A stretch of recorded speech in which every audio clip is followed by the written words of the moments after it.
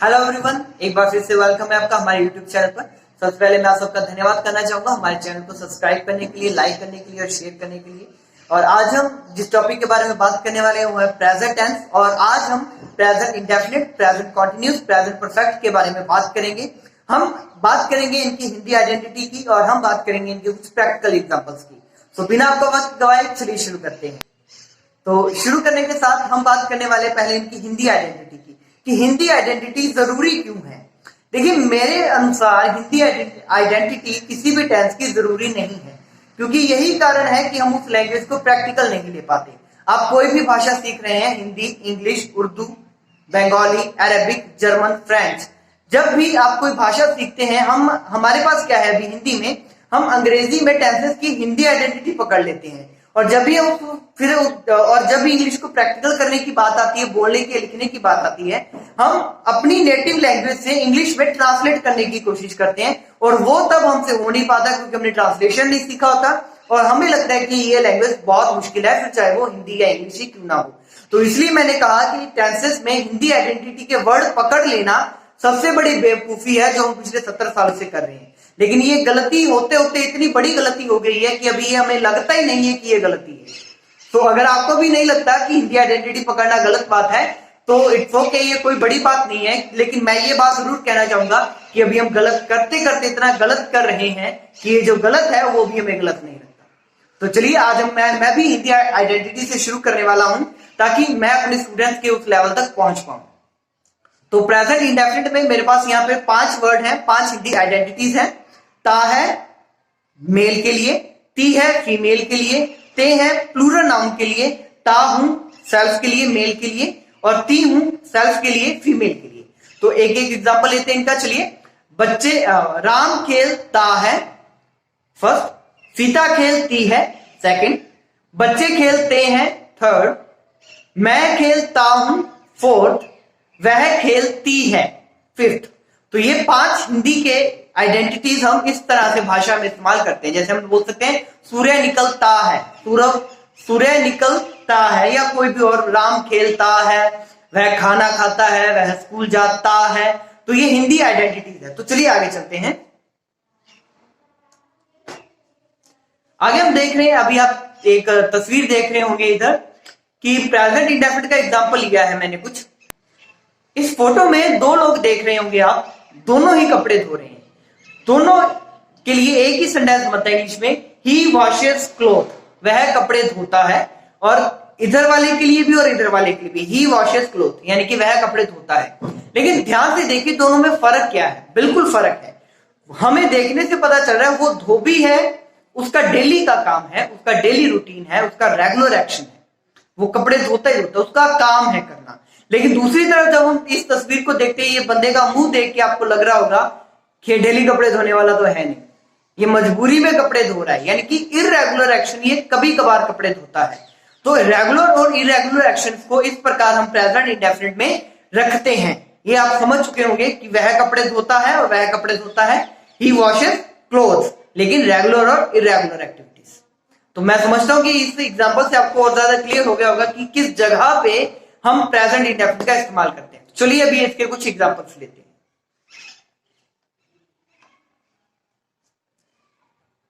यहां पे मैंने हिंदी और इंग्लिश दोनों एग्जांपल्स साथ में रखे हैं। पहले एग्जांपल देखिए, वह अच्छा नहीं खेलता, बिल्कुल प्रैक्टिकल एग्जांपल है। तो वह यानी कि थर्ड पर्सन ही, नहीं खेलता यानी कि नेगेटिव है, हम ही के साथ डू तो लगा नहीं सकते। हमने रट्टा क्या लगाया था, I do, we do, you do और दे डू। उसके अलावा जितने भी सब्जेक्ट्स हैं, नाउन्स हैं, पर्सन्स हैं, उनके साथ हम यूज करेंगे डज का। तो यहां पे हम क्या यूज करेंगे, does. He does not, verb की फर्स्ट फॉर्म, प्ले गुड। यहां पे वेल भी हो सकता था लेकिन मैंने सिंपल वर्ड्स यूज किए हैं। तो चलिए दूसरा एग्जांपल देखते हैं। वह मुझे नहीं जानता, बड़ा आसान सा वाक्य है जो हम हिंदी में अक्सर बोलते हैं।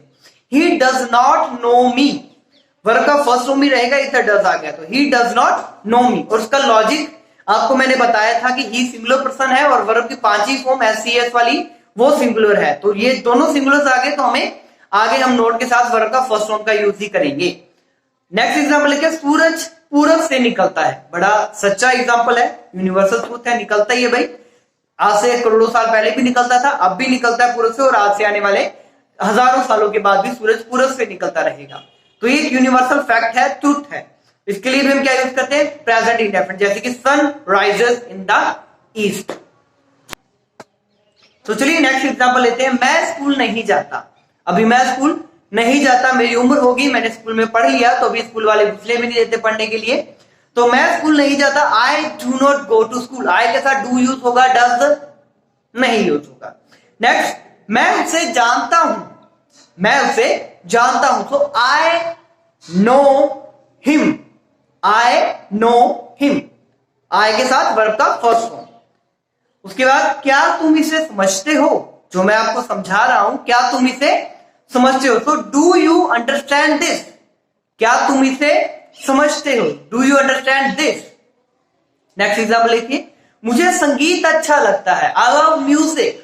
सब्जेक्ट है, वर्ब का फर्स्ट फॉर्म है, देन ऑब्जेक्ट है। मुझे संगीत पसंद है, मुझे संगीत अच्छा लगता है। नेक्स्ट एग्जाम्पल देखिए, क्या तुम पढ़ना नहीं चाहते हो। Do you not want to study. क्या तुम पढ़ना नहीं चाहते हो। नेक्स्ट एग्जाम्पल देखिए, मुझे नहीं चाहिए। क्या नहीं चाहिए, क्या हिंदी में मेंशन है, बिल्कुल नहीं। क्या यहां पे उसने कहा मुझे चाय नहीं चाहिए, मुझे पानी नहीं चाहिए, मुझे किताबें नहीं चाहिए, मुझे पढ़ना नहीं चाहिए, मुझे खाना नहीं चाहिए, क्या बोला, कुछ नहीं। उसने बोला मुझे नहीं चाहिए, तो आई do not need. I do not need. चलिए आगे चलते हैं। मुझे नहीं पता। क्या नहीं पता, ऑप्शन ऑब्जेक्ट है, नहीं है, so I do not know. No, need दोनों वर्ब्स हैं, वर्ब पर भी सेंटेंस खत्म होता है। और इसी के बारे में हमने बात की थी कि एक सेंटेंस बनने के लिए इंग्लिश में दो चीजें बहुत जरूरी हैं, सब्जेक्ट और वर्ब। ऑब्जेक्ट हमेशा अल्टरनेटिव होता है, हम रखेंगे तो ठीक है, नहीं रखेंगे तो ठीक है।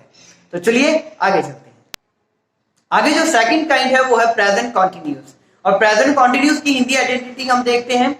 रहा है मेल के लिए, रही है फीमेल के लिए, रहे हैं प्लूरल नाउन के लिए, रहा हूं सेल्फ के लिए मेल के लिए, और रही हूं सेल्फ के लिए फीमेल के लिए। एग्जांपल लेते हैं।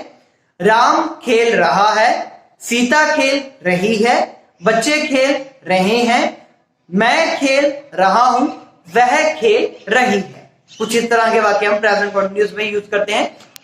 और जैसा कि हमने अपने पिछले वीडियोस में बात की थी कि प्रेजेंट कॉन्टिन्यूस का यूज हम मेनली दो तरीके में करते हैं। एक तो प्रेजेंट में हमारे पास जो सिचुएशन चल रही है हम उसके बारे में बात करते हैं, जो वर्क चल रही है हम उसके बारे में बात कर रहे हैं, जो क्रिया चल रही है हम उसके बारे में बात करते हैं। और दूसरा, जब हमारे पास फ्यूचर में कोई फिक्स प्लान हो। तो चलिए इसके लिए भी कुछ एग्जांपल्स देखते हैं हम। अभी भी दो पिक्चर्स आप देख रहे होंगे अपनी स्क्रीन पे। तो दोनों के लिए एक सेंटेंस हमने यूज किया, ही इज वॉशिंग क्लोथ्स। पहले के लिए हमें दिख रहा है पानी उड़ रहा है, कपड़े वो भी धो रहा है, तो एक्शन हैपनिंग नाउ। अभी एक्शन उसका वो है, कंप्लीट नहीं हुआ है, अभी उसका एक्शन चल रहा है। दूसरे में देखते हैं, अभी उसके पास कपड़ों का ढेर लगा पड़ा है, ड्रम में सर्फ उसने घोल रखा है, तो अभी वो कपड़े धोने वाला है, मतलब नियर या फिक्स फ्यूचर है। तो he is going to wash the clothes, यानी कि वो कपड़े धोने जा रहा है या वो कपड़े धोने को है, ये इसकी हिंदी रहेगी। तो समझ रहे हैं आप दोनों का डिफरेंस कि प्रेजेंट कॉन्टिन्यूस को हम किस तरह दो तरीके से इस्तेमाल करते हैं। तो चलिए इनके कुछ एग्जांपल्स लेते हैं आगे इसको और समझने के लिए। आगे एग्जांपल है, मैं दिल्ली जा रहा हूं, वह सॉरी। तो पहला एग्जांपल हम लेते हैं, वह दिल्ली जा रहा है, he is going to Delhi. तो इसमें दो चीजें हो सकती है, या तो वो बंदा सचमुच किसी व्हीकल में बैठा है और जा रहे हैं, हम उसको देख रहे हैं कि यार वो दिल्ली जा रहा है, या हम किसी के बारे में बता रहे हैं यार 3 दिन बाद तो यहां नहीं होगा ना, क्यों यार वो तो दिल्ली जा रहा है। समझ रहे मेरी बात को, 3 दिन बाद उसका फिक्स प्लान है, so he is going to Delhi. Second example, क्या तुम खाना खा रहे हो। मान लीजिए मेरे किसी दोस्त ने मुझे फोन किया और मैं खा भी रहा हूं, बात भी कर, थोड़ी देर बाद उसको रियलाइज हुआ, मुझे यार तुम खाना भी खा रहे हो क्या साथ साथ। तो उसने पूछा क्या तुम खाना खा रहे हो, सो आर यू ईटिंग मील। मील, जो मील वर्ड है इसका मतलब खाना होता है। आगे देखिए, क्या तुम मुझे सुन नहीं रहे हो। क्या तुम मुझे सुन नहीं रहे हो। Are you not listening to me. Listen एक वर्ब है, इसके साथ टू हमेशा परमानेंट रहता है, ये भी मोटू पतलू की जोड़ी है, कभी नहीं टूटने वाली। Are you not listening to me, क्या तुम मुझे नहीं सुन रहे हो। नेक्स्ट एग्जाम्पल देखिए, मैं घर जा रहा हूं। ये फिर से वही दिल्ली वाला एग्जाम्पल है, वो बता रहा है कि आने वाले टाइम में मैं अभी जा रहा हूं यार, मैं घर जा रहा हूं, I am going home. Next example देखिए, वह मेरी नहीं सुन रहा है। अब भी देखिए, कोई बच्चा अपने माँ बाप के कहने से निकल गया तो वो माँ बाप किसी थर्ड पर्सन से बात करके कह रहे यार वो हमारी कहां सुनता है, वो मेरी नहीं सुन रहा, वो मेरी नहीं सुन रहा है। तो वो एग्जांपल अभी प्रेजेंट टाइम में वो थोड़ी ना सुन रहा है उसकी। प्रेजेंट टाइम में तो माँ बाप किसी के साथ बैठ के बता रहे हैं उसको कि हमारा बेटा हमारी नहीं सुनता।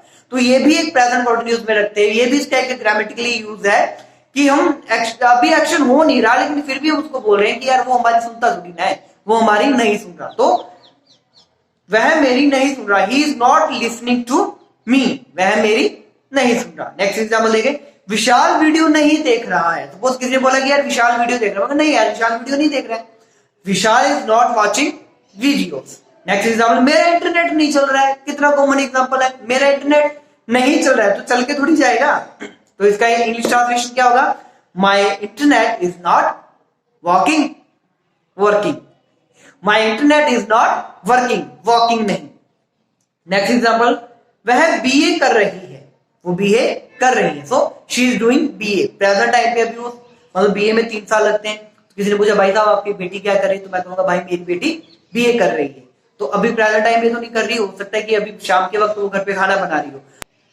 तो जरूरी नहीं कि जो एक्शन चल रहा है हम उसी के ऊपर फोकस करें, जो एक्शन नहीं चलते हुए हमें दिखते होते जैसे इस तरह की एग्जाम्पल है तो वो भी हम प्रेजेंट कंटिन्यूस में रखते हैं।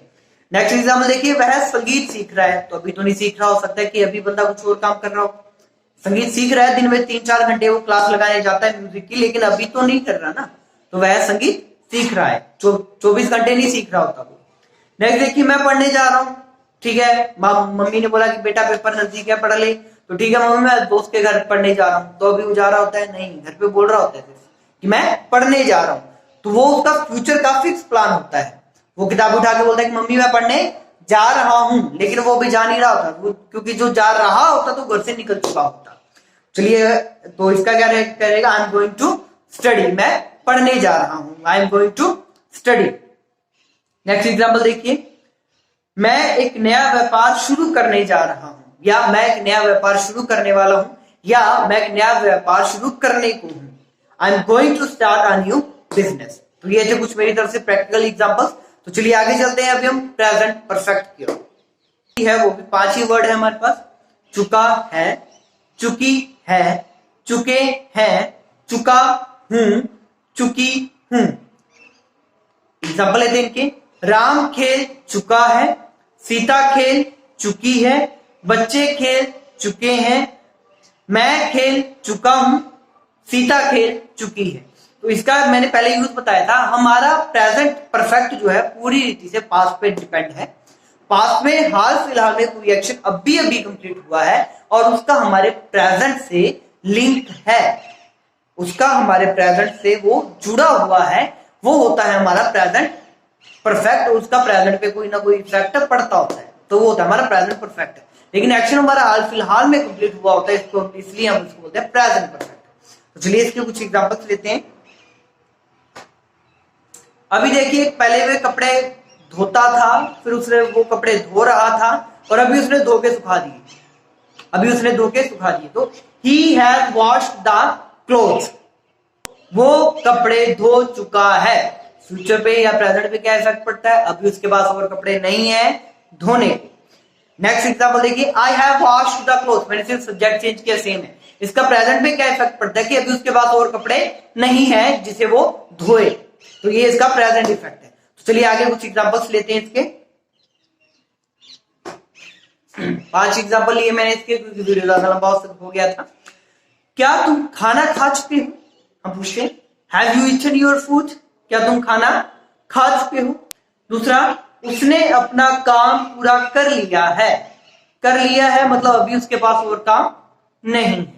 he has finished his work, have के साथ you, यानी कि यू के साथ है प्लूरल है, ही के साथ हैज सिंगुलर है, और वर्ब का थर्ड फॉर्म ईटन और फिनिश्ड। नेक्स्ट एग्जांपल, वह मुझे छोड़कर जा चुकी है,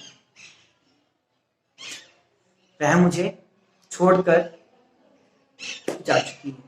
प्रेजेंट इफेक्ट क्या, अभी वो मेरे पास मेरे साथ नहीं है, तो she has left me, she के साथ हैज, फिर लेफ्ट वर्ब का थर्ड फॉर्म यानी कि छोड़ चुका होना, मी मतलब मुझे, she has left me. Next example, जा चुकी है वो, बड़ा फेमस एग्जांपल, बड़ा फेमस डायलॉग है ये टिकटॉक पर स्पेशली, जा चुकी है वो, तो मतलब एक्शन कंप्लीट है, कब है, पास्ट में है, तो she has gone, she has gone, वो जा चुकी है। नेक्स्ट एग्जांपल, फिर वो कहता है कि नहीं यार वो गई नहीं है, वो मेरे पास ही है, टिकटॉक वाला एग्जांपल यही है, वो अभी नहीं गई है, she has not left yet, she has not verb का थर्ड फॉर्म लेफ्ट और येट यानी अभी तक, सब्जेक्ट है, हेल्पिंग वर्ब है, नॉट है वर्ब का थर्ड फॉर्म और टाइम एक्सप्रेसिंग वर्ड है येट यानी कि अभी तक, she has not left yet. तो ये तीन एग्जांपल से आप परफेक्ट को अच्छे से समझ सकते हैं जो नीचे वाले हैं, कि वह मुझे छोड़कर जा चुकी है या जा चुकी है वो, या वह अभी नहीं गई है। तो ये कुछ मेरी तरफ से प्रैक्टिकल एग्जांपल से मैं उम्मीद करता हूं आपको अच्छे से समझ आए होंगे। फिर भी अगर आपको कुछ भी प्रॉब्लम है, हमेशा की तरह मैं कहूंगा हमारे कमेंट सेक्शन में जरूर बताएं, हम आपकी हेल्प करेंगे और आने वाले वीडियोस में हम ऐसे आपके लिए इंटरेस्टिंग एग्जांपल्स लाते रहेंगे और ग्रामर को जितना हो सके उतना प्रैक्टिकल लाइफ में हमारी आम बोलचाल में लाके मैं आपको समझाने की कोशिश करता रहूंगा। तो धन्यवाद, थैंक यू सो मच हमारे वीडियोस को देखने के लिए, हमें प्यार देने के लिए, और अगर आपको ये वीडियो अच्छा लगे तो हमारे चैनल को सब्सक्राइब कीजिएगा और वीडियो को शेयर और लाइक जरूर कीजिएगा। थैंक यू सो मच, जय हिंद।